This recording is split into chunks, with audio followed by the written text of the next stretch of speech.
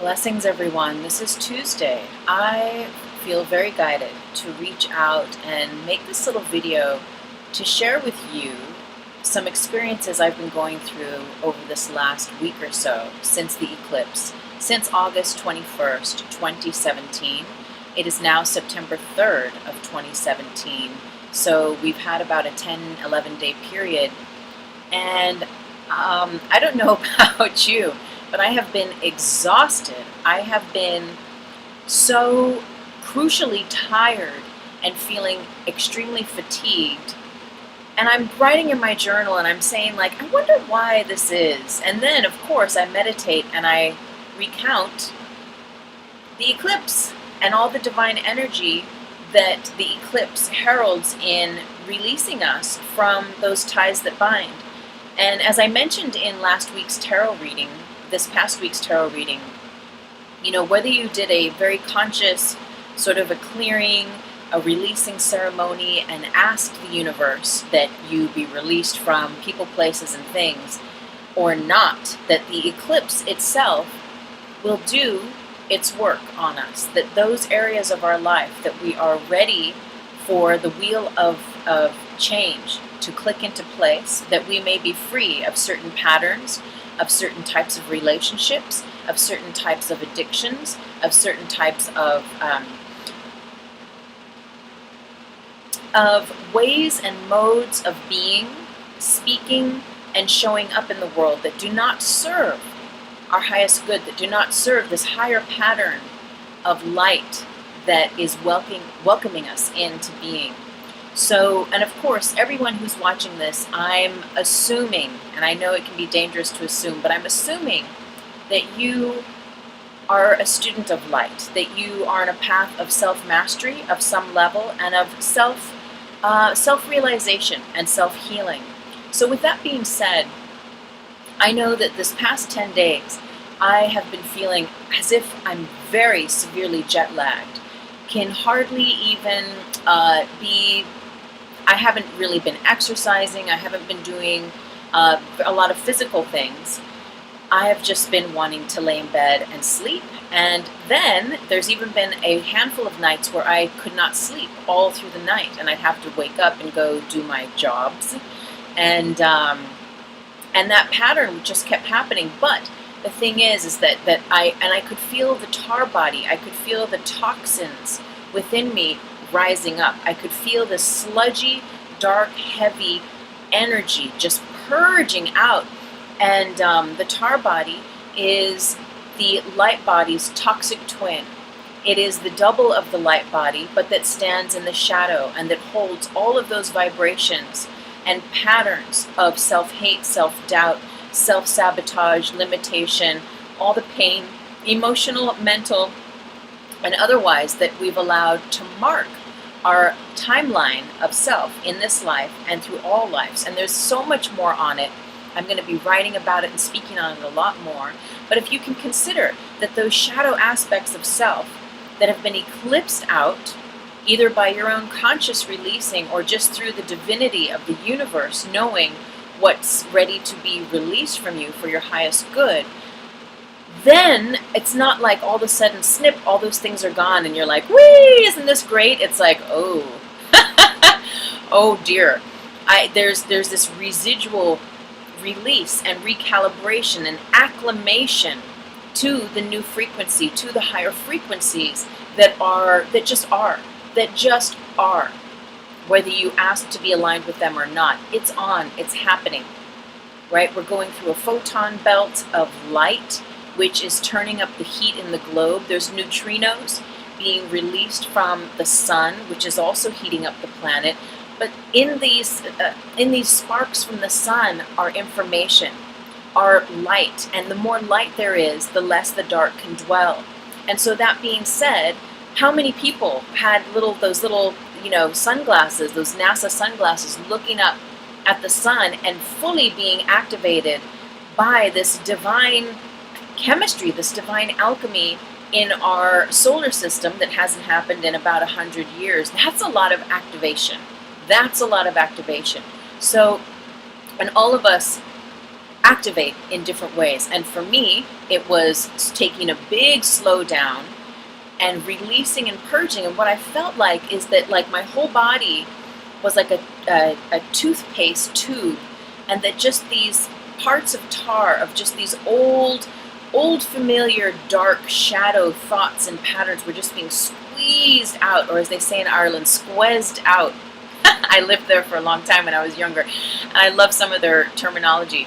But so it was just like this stuff was just purging out, and it felt icky and sticky and gross, and I could feel myself not being as patient, not being as filled with grace as I usually allow myself to be. I could feel myself not having as much patience and just being more of the world version of myself.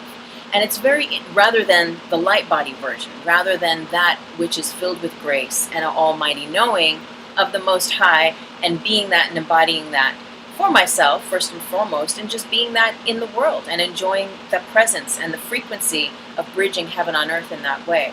So what happened is I had this very interesting incident that I really want to share with you. And now granted, my energy was low. I had been drinking the night before, so I was not fully 100%, you know, in my just those shields that are usually just like, and when I say shields, I mean the potential to house, calibrate, see and be seen as 100% light and love and nothing but that. That's what I mean. Those were frazzled because I had been up drinking. And on top of that, it was one of those nights where not only was I enjoying the alcoholic beverages, but I couldn't sleep. And so I was very frazzled, and I didn't feel my energy was together. I was impatient. I was feeling grouchy and grungy and just sludgy, just all this stuff purging out. Yet, I was called to go to a Buddhist community center and participate in a gathering there. I went. I did not meditate before I left, and I always meditate. I always set myself up. Like, I meditate every single day. Besides that, though, if I'm going out into public, into a community setting as such, into a spiritual setting, I will also do a certain meditation whereby I connect with Source, with God, and I send love and light ahead of myself to all those people. And what that does is that sets that light path up for me, so that when I show up in light. And I'll have to make a video for that, just a little guided meditation for that, because it's very powerful and it so serves. But I did not do that. And so it's interesting, because what happened is I came across someone at that gathering that I had resistance to. And usually I don't have resistance to people. I just, where there's any sort of a conflicting, if you will, energy, I just think, oh, that's interesting. We're just not on the same vibe, you know, and that's it. And I don't really give it any more attention. But this person, I had resistance to, and I was recognizing it, and we did this meditation and the Buddhist thing, and I was just like, okay, it's just love. It's all just love. Let me come back to love, and just being love, seeing love, sensing love, just all that good stuff. Beautiful. So after the meditation, this person, of course, beelines it to me and starts finding my triggers. Now, granted, I'm tired, I'm hungover, I didn't set up my white light connection and send it ahead of me before I went. And now you could say you don't even need to do all that stuff, and you don't. You can just be. You can just be. Yet, what I've learned is, especially this eclipse aftermath and all of this tar coming up, when the tars come up, when we're purging the old, we're releasing the old, and reacclimating into that new frequency of love and of light, is that there's openings in our aura. There's openings where that tar on the outside comes in to meet the tar that is being released from us from the inside, if you will. So generally, when we walk in love and in light, and we're doing our work and we're cycling at those higher frequencies, those higher cycles per second, it's more and more rare that we have those kind of comeuppance or situations with people where we're like, ooh, I have a resistance to this person or to that person, or you just don't even have that. You just recognize that you're not on the same wavelength, and so you stop even crossing paths with that kind of frequency, and you start to live and inhabit and embody more and more the heaven on earth reality. Yet, for me, I know I can speak of this as truth, that when I'm backtracking, as with this eclipse, and recalibrating, releasing more layers of tar, more stuff that does not serve my highest good, so that I can just naturally be raised even higher into a higher frequency, is that tar, again, that gets squeezed out. That's what I've been feeling it all week, like that toothpaste, just that sludge releasing. And so any sludgy energy, and I know that may be a judgment or projection on my end about this person, but like energy is attracted to it. And I attracted this person to me. I was not in my full power and authority, meaning I was not in my full love and light, present moment, white light being. And so they came and really started challenging me. And I was tired and exhausted, and I could see them from a mile away, and I was like, oh my God, here we go, what do I do? And you know what? It was so interesting because my tar was up, and when the tar is up, chances are it's going to be easier to say yes to the old ways of being and more challenging to say yes to you as yourself in mastery mode, you as yourself in your full power and authority, honoring through your word, your energy, self-respect. And I did not have that. This person asked me if they could take my picture. They seemed to be very involved in this handbag that I was wearing. And they were, oh my God, I need to get a picture. And can I get a picture of you? And and I was like, no, I don't want this person to take my picture. But I said yes. And I was like, how could I do that to myself? And before you knew it, she had the camera out, snip, snip, snip. And I was like, whoa, okay, done. That's it. That's enough. And then they said, are you on Instagram? Blah, blah, blah, blah, and trying to look me up and saying, oh, I think I'm going to post this picture right now. And I'm going like, wow, okay, interesting karma, interesting just all of that stuff, whatever this is. And I didn't want to give her my full name, but I did. And I was like, oh my gosh, this is the tar. This is the part of me that's not able to just hold my space in grace. So anyway, this person, is very much trying to inch in to my space and to my energy and finding my weaknesses, what I would call my weaknesses for that certain time and space in that continuum. And it might sound like nothing, but for those of you who have been in similar circumstances, it's very, very powerful. I left and I'm driving home and I think, gosh, I really didn't want her to take my picture, and I didn't want this person. I don't want to be friends on Instagram. I have no resonance with this person at all. I just, it's not like I don't like them because I don't know them, but I just do not vibrate. I don't resonate in a way that feels good. And then I thought, why wasn't I able to tell her that? The old version of me would have actually turned around, driven back, made her delete the picture, and created a whole thing about how she's in my own mind about how she has the dark energy and how I gotta completely block her and cut all these cords and all this stuff. But I was like, you know what? No, I'm gonna bless her. This all happened in a beautiful community of this Buddhist temple setting. She is my teacher, and let me remember that I can be a master, and she is allowing me to remember that I can send love, yet at the same time create healthy boundaries and say no thank you. So from the beginning, when she just made a beeline and started just talking my ear off, and I was like, whoa, whirlwind city, but I was all frazzled, hungover, didn't have my white light, suit on, and just kind of all discombobulated and saying yes when I really wanted to say no, all that stuff. And she just got in there. And I realized once I had given her an inch, it was she took a mile. I went home and I went onto Instagram later and I was like, whoa, she's all over my Instagram. And sending me a message, and I was like, yeah, no, I don't I don't want this. So bottom line is I was able to recognize this person as a divine teacher in my circumstance of purging the tar. And instead of cursing her And I don't mean in a bad way putting a spell on her, but instead of in my own mind thinking like, whoa, she's like bad energy and I have to like protect myself and and I let her in and I shouldn't have, and you know, creating all these worlds that were completely unnecessary. Instead of doing that, I said, thank you, teacher.